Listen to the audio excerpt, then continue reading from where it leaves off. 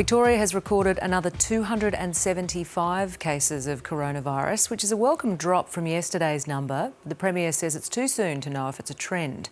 A judicial inquiry has begun into whether breaches in the state's hotel quarantine program were responsible for the latest outbreak. Here's state political reporter Bridget Rollason.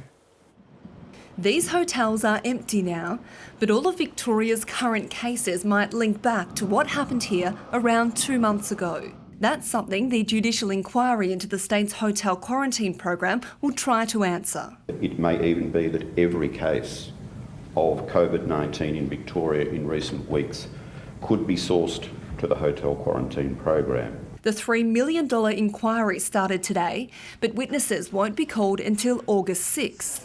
8 security companies, 6 hotels and 10 government agencies, including Victoria Police and the Department of Premier and Cabinet, will be central to the inquiry.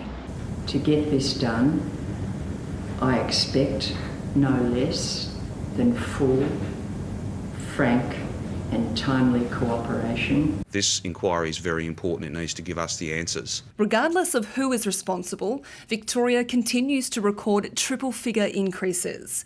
Another 275 cases were recorded today, bringing the total number of active cases to 2,913. While it's not as high as yesterday, the Premier is cautious. I don't want anyone to think that just because we've had a couple of days where we've seen a decrease, that somehow a corner has been turned and we can be less vigilant about following these rules. A woman in her 80s who died today was another aged care resident. There are now more than 220 active cases across 40 Victorian nursing homes. We just do seem to be playing catch-up in terms of protecting those very vulnerable Victorians. So I think there is more the government can do. Wednesday will mark 2 weeks since the latest lockdown across Melbourne and the Mitchell Shire began, and will resemble a D-Day for Victoria. If the numbers don't start to significantly decrease, then tougher measures could be introduced to control the outbreak. Bridget Rollason, ABC News, Melbourne.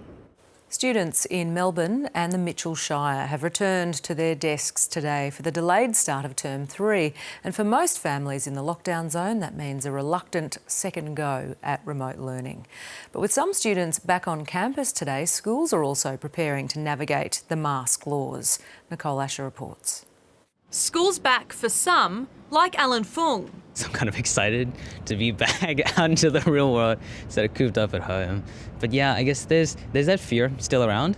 The Year 10 students on campus for the VCE subjects he's taking, but will be learning from home for his other classes. With a second wave of remote learning, it's going to be a real tire on some students not being able to be back in the class and being able to be supported by the teachers. About a third of the students at Braybrook's Caroline Chisholm Catholic College are back at school this term.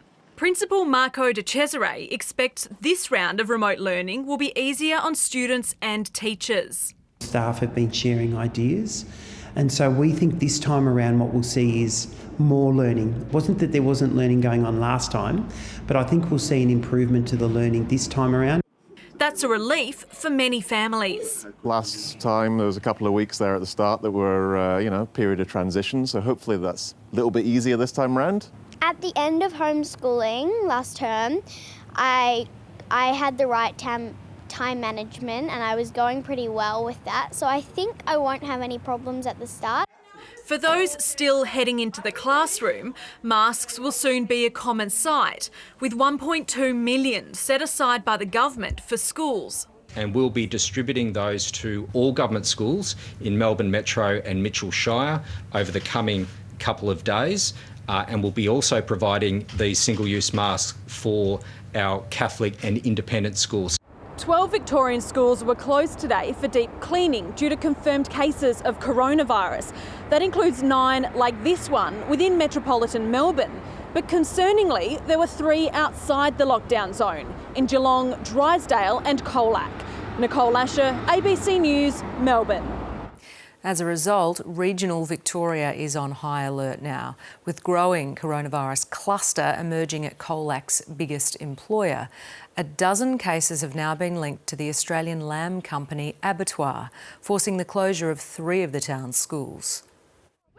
In the regional town of Colac, the number of positive coronavirus cases has doubled in 2 days. Colac was in a cocoon, a bubble of safety prior to Thursday. Now it's really real. The town's two largest organisations, Australian Lamb Colac and Trinity College, have both recorded cases. It's very concerning if you had like 700 employees at the abattoirs and 700 students for a population of 11,000. That's over 10% of people could be directly affected. Around 80 students are in quarantine after being deemed close contacts, and the school will remain shut until Thursday. The reason we've closed for these 3 days is just to really give the school a good deep clean. We started that on Friday. 2 primary schools were closed today as a precaution as the town imposes its own lockdown. A few businesses closed, a lot of parents haven't sent their children to school. A drive-through testing station opened on the weekend. Today the queue stretched for several blocks. More than 1,000 people have been tested and further cases won't be a surprise. I think it's unrealistic to think that we won't, but the reality is that's why we're doing what we are doing, to make sure that we have a full picture of what's happening within our area. All workers at the Australian Lamb Company have been instructed to quarantine, with the abattoir to be shut for at least 14 days, as Victoria's meat processing industry is once again put under the COVID-19 microscope. Off the back of the Cedar Meats cluster, there are now 57 current cases at Somerville Retail Services in Tottenham and 36 at JBS in Brooklyn. When people are working in colder temperatures, when people are working quite close to each other by nature of the work, it can be very, very challenging. And a Warrnambool abattoir was shut today so its workforce could be tested after a meat inspector connected to the Colac cluster visited last week. It's a region on high alert. Sarah Jane Bell, ABC News, Colac.